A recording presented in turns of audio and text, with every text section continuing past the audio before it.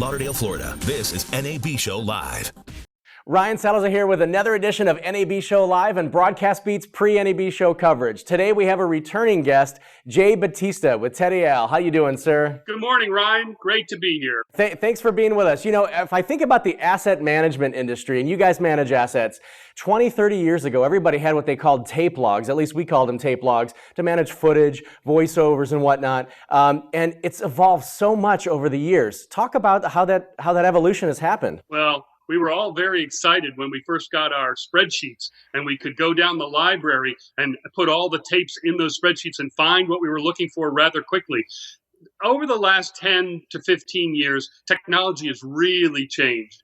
15 years ago, everybody knew they wanted a library management system, and that was when everybody started buying MAMs and putting them together to manage their assets. About 5 to 7 years ago, big operators and small operators started to realize just having a library wasn't enough. You needed to have some work flows associated with the system so that your library could actually take some actions on its own and prepare media or distribute media.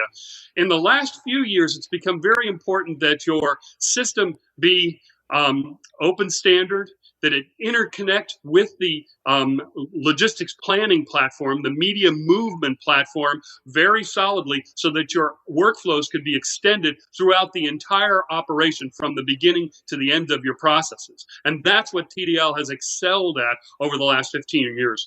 This year is our 15th year anniversary, and we're celebrating at this year's NAB.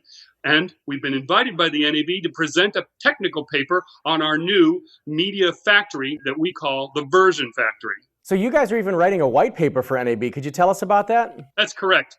One of the things we've done is we've adopted the SMPTE IMF methodology before it has actually gone for approval with the SMPTE committees.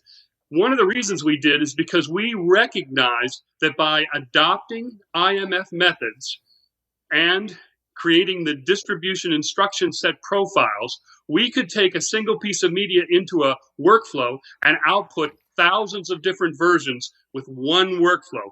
The current status of the market is many of the MAM workflow vendors will build a workflow, each defined for the output flavor that they need to deliver. So if you need an output for Netflix or for iTunes, you'll build an iTunes workflow.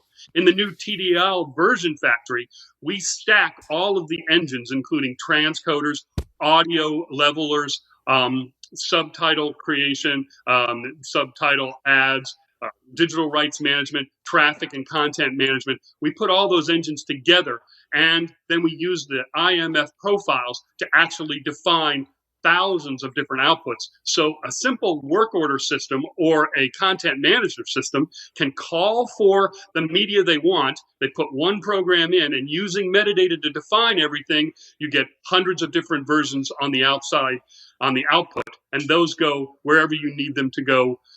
We can integrate the full end-to-end. And by the way, Ryan, this is living up to a dream that I first heard about 20 years ago, which was the media factory, where production would come in the front end and many, many different flavors would go out the back end of the operation, and management could then use business analytics and dig in and understand exactly what's going on in their business and maximize their revenue. This is what the Version Factory brings, and we'll be presenting a paper at NAB about our exciting new innovations. So the way that your products work, Jay, you guys have different modules, correct? That's correct. Our products are built as IT media tools, and our customers actually combine the software tools in the way that best supports their business. So if you're doing linear playout, you might get one set of software. If you're doing over-the-top or video-on-demand services, you would get a different set of software. And it's all perpetual license.